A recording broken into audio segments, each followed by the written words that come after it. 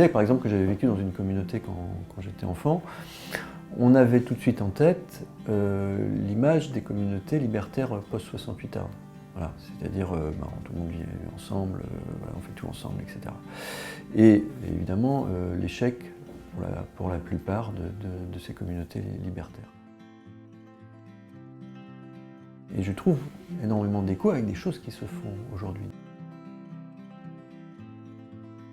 Je crois que j'avais effectivement cette idée depuis très longtemps, ça fait 30 ans que j'ai ce projet de ce livre.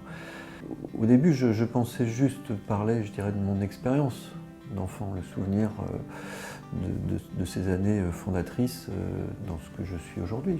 Je suis de là, comme je le dis dans le livre. Mais petit à petit, je me suis rendu compte qu'il fallait que j'étoffe bien plus, et au fur et à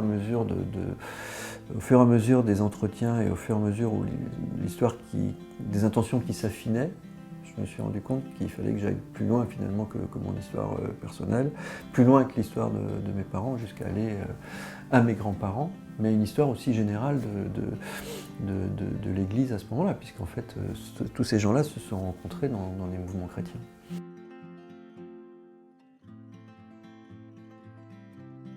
Je trouvais qu'il y avait beaucoup de choses qui, dans la quête, la recherche et ce qu'avaient entrepris mes parents, leurs amis lors de la fondation de ce groupe, beaucoup de choses en fait résonnaient avec des choses qui se faisaient aujourd'hui. Et donc très vite, il y a eu une forme d'évidence de créer des passerelles entre ce qui s'est fait dans les années 60 et ce qui se fait aujourd'hui.